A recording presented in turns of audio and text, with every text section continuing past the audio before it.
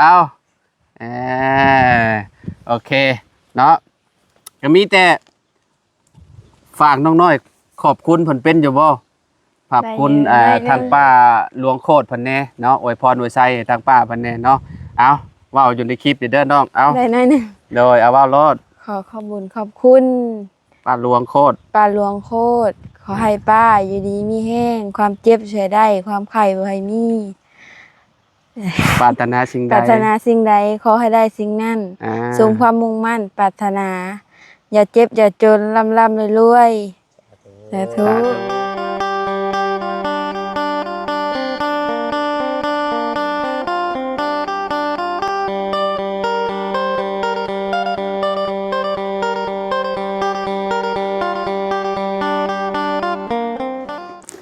สบายดีสวัสดีพ่อแม่พี่น้อง FC เบิร์ดสกูทุกคนเนาะมาว่าสิอยู่ใน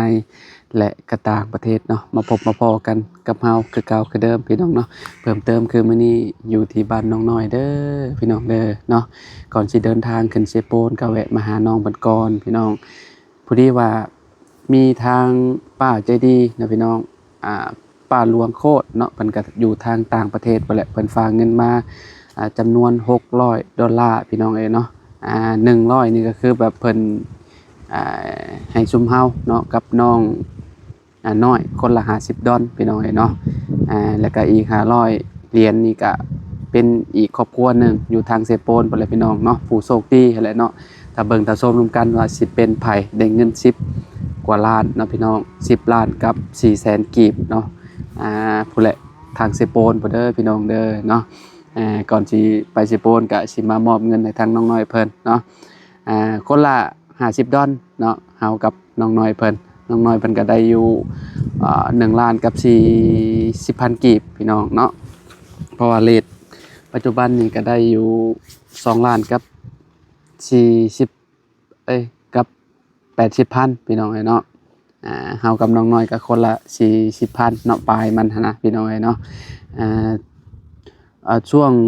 ก่อนๆเนี่ยเรทก็สิได้อยู่2ล้านกับ100,000กีบพี่น้องเนาะก็ลดบ่หลายปานใดพี่น้องเนาะลดอยู่20,000กีบเนาะ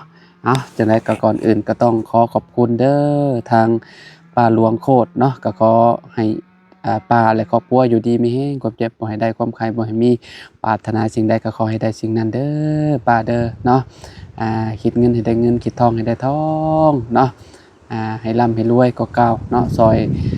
ครอบครัวทุกข์ยากมาสำใดก็ขอให้หลั่งไหลไปหาสมเจ้าเป็นหมื่นเป็นแสนเป็นล้านเท่าเด้อเนาะสาธุเนาะที่ขาดบ่ได้ก็พ่อแม่พี่น้อง FC ทุกๆคนเนาะขอบคุณหลายๆที่ติดตามและเป็นกำลังใจให้เด้อพี่น้องเด้อเนาะขอบคุณเบิดสุขุทุกคนเนาะบัดนี้เดี๋ยวไปพูดคุยกับน้องน้อยเพิ่นก่อนเนาะเพิ่นยังบ่ฮู้ได้พี่น้องว่าเฮาสิมอบเงินให้น้องเพิ่นเนาะทั้งเงินนี่ทางป้าเพิ่นก็ว่าให้น้องเพิ่นเอาไปใช้ส่วนตัวเนาะพี่น้องก็แล้วแต่น้องเพิ่นเนาะว่าน้องเพิ่นอยากได้หยังเนาะเพราะว่าทางป้าเพิ่นก็บ่ได้เน้นมาว่าให้สมทบเฮ็ดนั่นเฮ็ดนี่หันนะเนาะไปลมกับน้องน้อยเพิ่นก่อนพี่น้องโดยพี่น้องเอ้ยเนาะมื้อนี้เข้ามากับ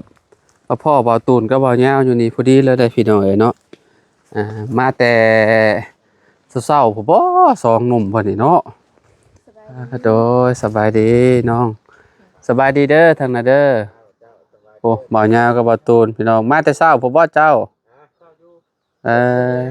เติมนึง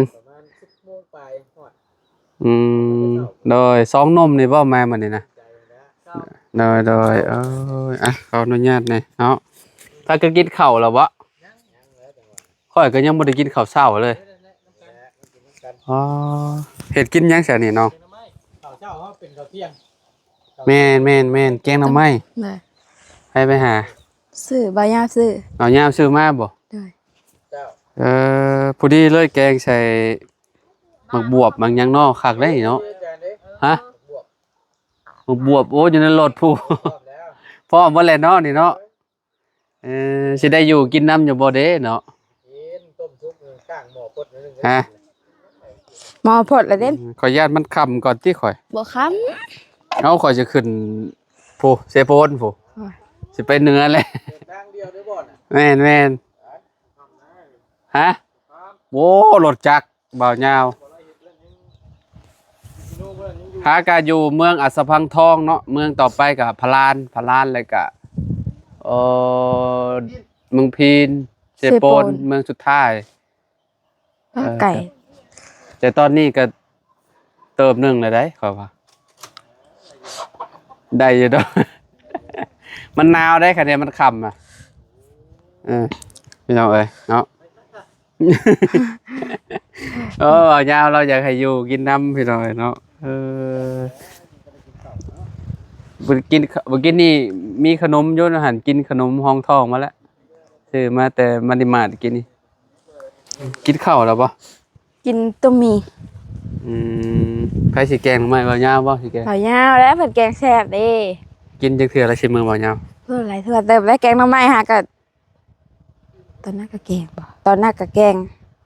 ไปอยู่หมองใหม่ดีกว่าเลยจะหน่อยควันไฟถึกน้องน้อยเด้อเว้ยบ่ว่า ควันกุ๊บน้องเพราะนี่มาแล้วเนาะน้อง โด สัง ย กะสีมาเรียบร้อย โดย ครบเบิดแล้วสิเนาะ ครบแล้ว ยังเหลือแต่สร้างเพิ่นมาเฮ็ดห้องน้ำให้อย่างเดียวนี่เนาะ โดยแม่นแหละ มื้อนี้คือเห็นรถจักรเพิ่นมาหยังอะนะ เพิ่นมาสำรวจอิหยัง ตำรวจพลเมืองบ่ โดยแม่นแหละ คือแบบจดชื่อคนเนาะ โดย ก็คือแบบครอบครัวเจ้านี่มี จักคน แม่น แล้วก็ ทั้งหมดทั้งมวลเท่าใด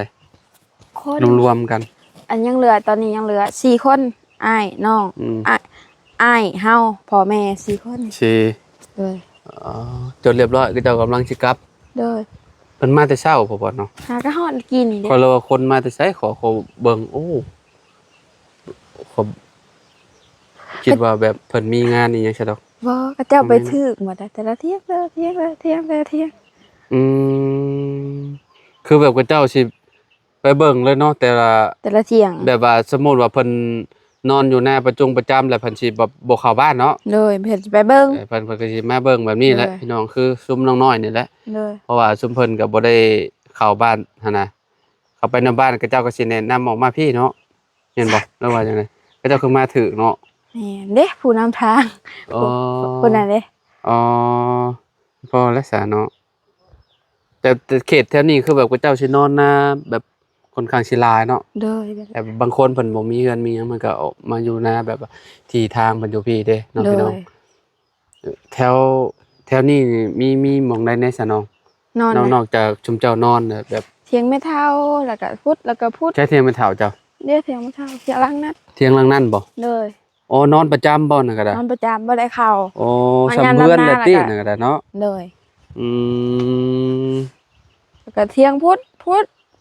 นอก มี พุทธ ยาวบ่เลยนะนี่เนาะ โดย แล้วบ่ได้ครับแต่อันเล่าคุ้งเล่าเข่าก็เจ้าบางคนก็เจ้าก็มาปลูกอยู่นาเลยก็เฮาขี่รถผ่านมาก็คือแบบ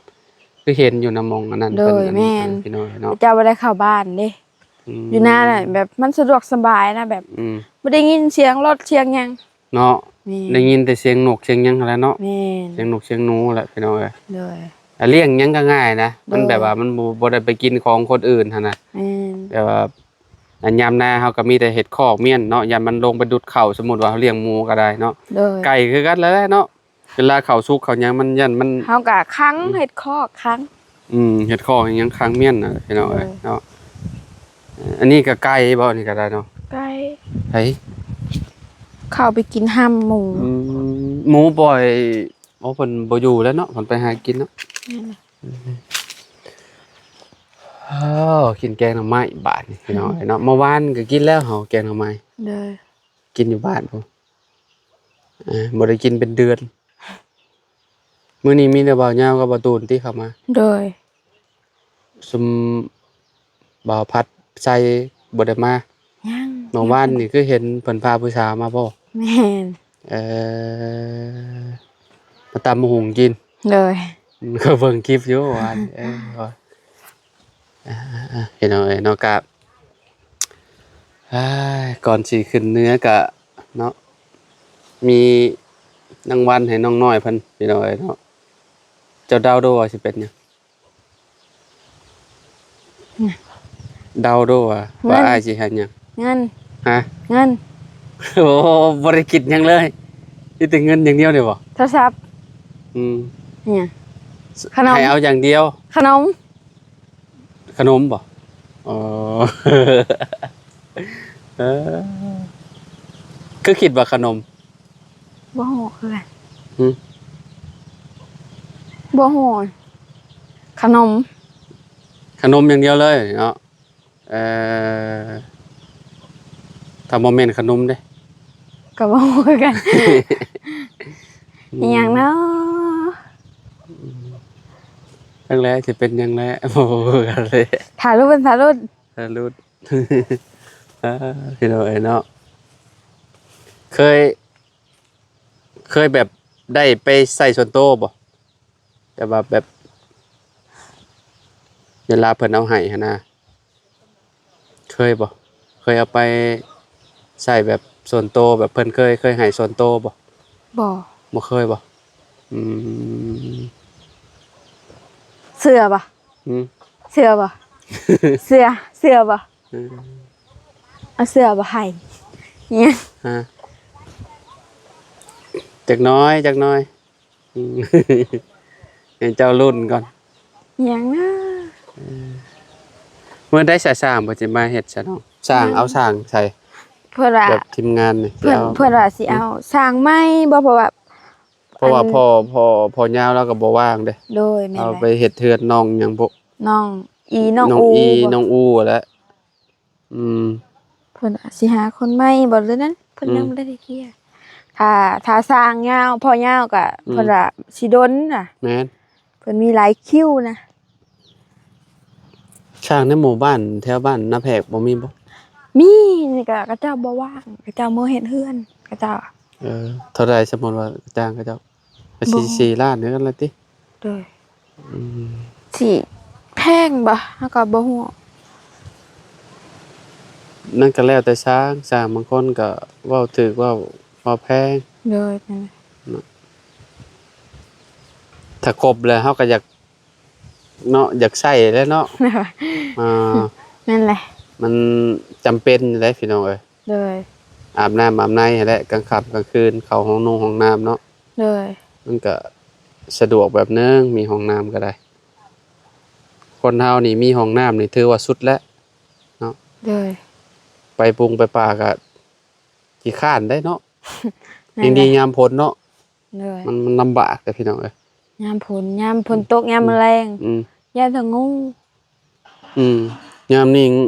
งูเห่าออกแล้วเนาะ โดยงูเห่า เคยเจอบ่ เคย กลางคืน เคยงูกระบาส่วนหลายมี โย่ กระบา ตอดคนตายได้เลยพี่น้องมันกัดนะ แม่ งูกับบาเนี่ยอันตรายคือหยังนี่ โดย เป็นผิดให้เลยงูกับงูเห่าเนาะ โดยมันกัดนี่กุดเลยได้ตีนงูกระบา แม่นเวลามันกัดหมองนั้นมันเปื่อยไปแล้วได้ โดย มันผิดมันแหงเด้งูนี่กระต้นว่างอยู่บ่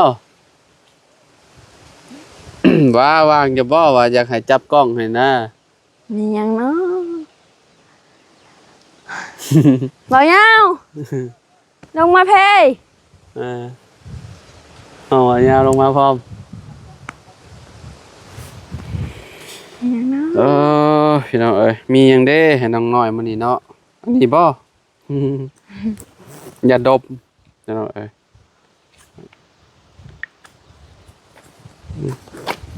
ใส่โจกหาคือบ่เห็นมีไปซะคนลืมขนมในรถผมบ่ น้องน้อยว่าขนม ขนมบ่ อืม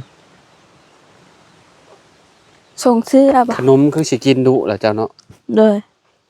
อืมเด้ผู้มันยังกระเป๋าใหญ่ๆผู้ กระเป๋าเจ้า อืม เห็นเอ้ยเนาะเอาหยอกบ่หยอกพี่น้องเอ้ยเนาะอันนี้เพิ่นโอ้มาแต่มื้อใดซะน้อง ว่าน วานนี่บ่ โดย อืมสัญญาณก็บ่ค่อยดีปานใดพากันลงคลิปอยู่บ่จักสองหนุ่มน่ะอ่าโดยหน้ำไม้หยังบ่ยาวไปเชิญมาหน้ำไม้หลายบ่ หน่อไม้กระสะเพิ่นซื้อมา อตู้บ่ใช่ใช่พอเจ้า เลี้ยงงัว เลี้ยงงัวบ่ โดย บ่ไปบุญพระธาตุโพนบ่ บ่มีรถไปบ่มีเงิน แต่ละปีเคยไปบ่ บ่ บ่เคยคิดว่าเคยไปบ่เคยเนาะแต่ว่าคนแถวบ้านนี่เขาเจ้าก็ไปบ่ ไปก็จะจ้างรถไป เท่าใดค่ารถ บ่ฮู้ บ่เกินแสนปลายแล้วขอเนาะประมาณแสนหนึ่งหรือแสนห้า โดย เนาะเพราะว่ามันต่างเมืองเด้ โดย เพราะว่าน้องเพิ่นเมืองสะพังทองแล้วก็ผ่านเมืองอุทุมพรแล้วก็ผ่านเมืองจำพรแล้วก็เข้าไปเมืองไสภูทองประมาณแสนห้าพุ่นแหละค่ารถ โดย เนาะเติบหนึงอยู่พี่น้องเอ้ยคันว่าแบบมีเงินเนี่ยก็พอไปย่างดินไปไหว้พระธาตุอยู่ได้พี่น้องเอ้ยเมื่อวานนี่ก็ไปอยู่เมื่อวานนี่ โดย พาลูกสาวไปย่างเลาะลิ้นงานบุญพี่น้องเอ้ยเนาะคนหลายเพราะว่ามื้อนี้มื้อโอ้มื้ออื่นน่ะสิเป็นมื้อสุดท้ายติ โดย พี่น้องเอ้ยเนาะมื้อนี้14บ่ ยินอยู่กับ มื้อ เที่ นี้ ยง 14แล้วว่ามื้อนี้เนาะมื้อ เที่ยง นี้ นี้ก็ 15 จะ เนาะ ไปอยู่บ่ดิเจ้าคือรถจักรได้ไปเที่ยง คือรถจักรก็ได้ โดย คะแนนเฮามีรถจักรก็ขับรถจักรไปเองก็ได้ดอก โดย ใช้เวลาก็ประมาณ2 ชั่วโมงกว่าพี่แหละพี่น้องเอ้ยแล้วแต่เฮาขับรถไวหรือช้าหั่นน่ะ โดย มันก็หนทางดีอยู่บ่มื้อนี่มันหนทางก็เจ้าเฮ็ดงามแล้วเนาะและรถอันได้ง่ายอยู่พี่น้องเอ้ยอันนั่งมองได้มองหนึงปาน้อยมองได้ดีเนาะบัดนี้ห่มบ่บ่ เทิงบ่ผู้บ่ ห่มไปใส่ เทิงผู้บ่ผู้เดินมา พี่นะอยู่มองอันนี่มองอันนี้เจ้าพี่มาพี่เอามุมนี่ล้นนี่เอาดินบล็อกมาก็ได้น้องน้อยนี่มามุมนี่อ่า มีหยังเนาะตื่นเต้นเด้ อืม เอานี่บ่ โดยนั่งนั่นแหละเอามาอีกก้อนหนึงนั่งมองอันนี้แล้วโลดพี่น้องเอ้ยเนาะนั่งคือบัดนี้แจ้งข้างไรบัดนี้เจ้าของกับหัวใจตึกตักอยู่บ่ตอนนี้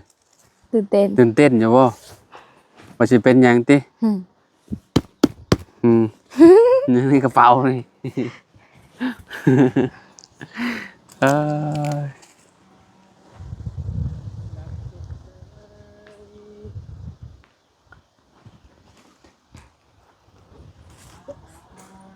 ให้บาตูนเป็นมือกล้องให้ก่อนพี่น้องเอ้ยเนาะทางหมกประธานเนาะโดย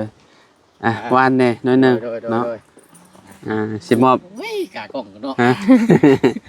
ไปยิบมาเลยมือจับเลยยิบเอา หยิบเอาบ่ ยิบเอา เอ้ยพี่น้องเอ้ย มือเต็ม เนาะ อย่างพ่อบันได บ่มันสั่นพอดบ่ มันหน่อยเลย เอ่อเจ้าสิออกไปใช้ต่อนี่ ออกจากกินข้าวก่อนอาจารย์เนี่ยระดับแรกนะ กิน เพราะ ข้าว ว่าชื่อน้องใหม่เด้ กินข้าวก่อนบ่ แม่นกินน้ำกันเด้อ ยันบ่ได้อยู่กินน้ำดอกข่อยเพราะว่า นี่ก็ได้กินข้าว ตอนนี้โอ้โทสิบ่ายโมงเลย อืม ยันเดินทางยันมันค่ำเด้ ได้อยู่ดอก เพราะว่าข่อยสิไปหาลายบ่อนนะมื้อนี้นะ บ่ แม่นคะแนนมาสิทันว่า ทางไหนนี่ เบิ่งบ้านอดอนนี่บ้านเขตน้องดารานี่ก็สิไปแวะอยู่ อ่า แล้วก็บ้านน้องบุตร โอ้ไม่ผ่าโซดาเนี่ยเนาะ บ้านน้องบุตรแล้วก็ผู้แลจบอยู่บ้านน้องอาเจืองอาเจือง เร็วอยู่เนาะเจียงนี่ แล้วได้ แล้ว แต่ว่าเส้นทาง แม่น จบอยู่พุทธ แม่นจบอยู่พุ่นเพราะว่าสิไปพักอยู่พุ่นเด้ผู้นี้ว่าอ้ายมีเงินให้เจ้ามีเงินให้น้องน้อยเพิ่นพี่น้อยแล้วพอดีว่ามีป้าหลวงโคตรนั่นแหละเนาะที่ว่าเพิ่นฝากเงินมาให้น้องน้อยใช้แล้วแต่เจ้าจะใช้หั่นน่ะเจ้าจะไปซื้อหยังก็แล้วแต่เจ้า โดย เครื่องสมองสมางก็แล้วแต่เจ้าเพิ่นเอาให้เจ้าใช้เด้ บุญเด่น อืม บุญของเขาได้อาจารย์ ใช้ เที่ยบุญเลยเด้ เอามื้อใด ตามน้องเพิ่น มือ มื้อ สองค อ๋อมื้อนี่14 15โอ้อีกประมาณ3-4มื้อเนาะ โดย บุญกองข้าวอยู่บ้านเจ้าบ่ โดย ป้าปั๊บบัก10 บาทนี่ได้เงินลิ้นบุญพอดีเลย บุญเลยเด้ ปาหมักปุ้งโป้งโป้งโป้งเบิด4-5แสนนี่ก็โอ้เนาะสิเบิด5แสนเนาะประธาน เลย เอ พอ อ ได้อยู่ได้มื้อ นี่ โอ้หลาย ตายถึกเนาะตอนแรกเจ้าว่าเงินวันนี้เจ้าว่ามีหยัง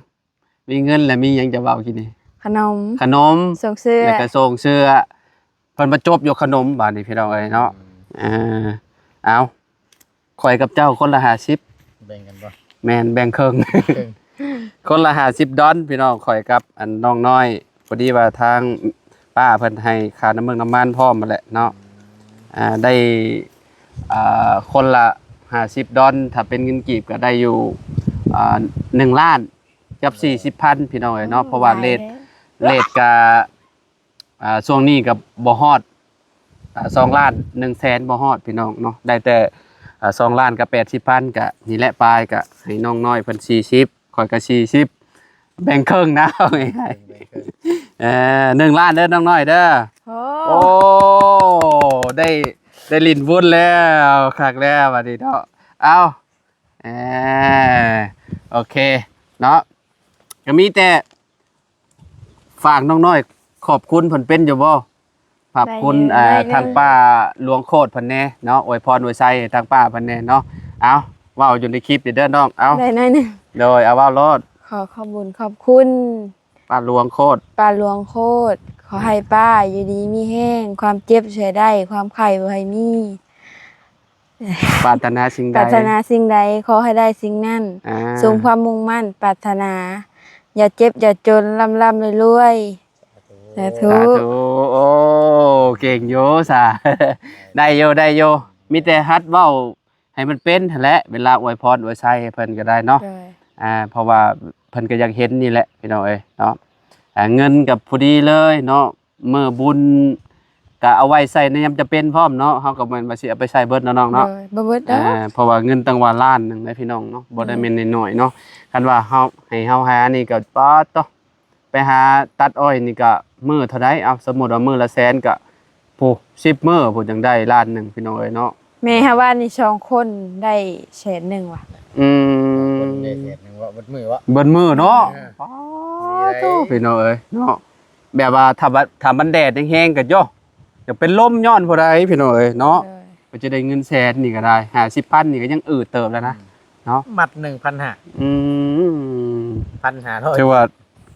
พอสมควรอยู่นักอยู่เห็นผ่านมาเมื่อกี้นี่เห็นกระเจ้า ตัดอยู่ แบบว่า แบบกระเจ้ากองเมียนหะเด้กระเจ้ามัดเมียนบ่ โดย มัด แม่ เป็นแบบอันนั้นเมียนหะนะพี่น้องเอ้ยเนาะเพื่อสิได้บ่มัดละ30ผมจักกระเจ้าเฮ็ดบ่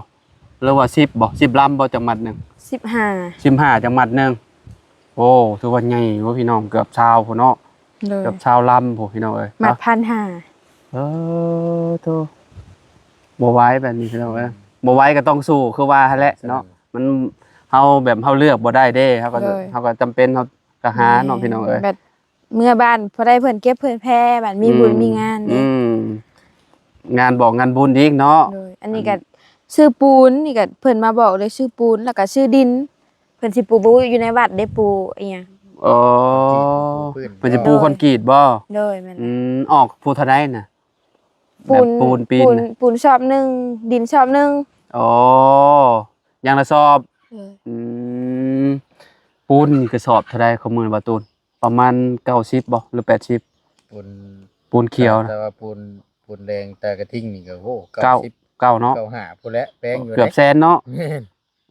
พอดี อืม ตีแสนห้าแล้วนะเนาะ แม่น แบบว่าหมู่บุญหมู่หยังหั่นนะเฮ็ดบุญเฮ็ดทานหั่นนะพี่น้อยเนาะเอาจังได๋ก็เนาะก่อนอื่นเนาะเฮาก็ต้องขอขอบคุณเด้อทางป้าหลวงโคตรเนาะพร้อมด้วยครอบครัวก็ขอให้ป้าอยู่ดีมีแฮงความเจ็บบ่ให้ได้ความไข้บ่ให้มีปรารถนาสิ่งใดก็ขอให้ได้สิ่งนั้นเด้อนอนหลับให้ได้เงินหมื่นนอนตื่นให้ได้เงินแสนเพราะว่าเจ้าสิเฮ็ดธุรกิจหยังค้าขายหยังก็ขอให้เจริญในหน้าที่การงานตลอดปีและตลอดไปเนาะที่ขาดบ่ได้ก็คือพ่อแม่พี่น้อง FC ทุกๆคนเนาะขอบคุณหลายๆที่เป็นกำลังใจให้ทีมงานซุมเฮามาตลอดเนาะขอบคุณเด้อพี่น้องเด้อเนาะเอาสำหรับคลิปนี้เฮากับ น้องน้อยเนาะขอโตเลยเด้อพี่น้องเด้อเนาะไปพอกันคลิปหน้าไปแล้วพี่น้องสบายดีขอบใจบาตูละลายเนาะโดย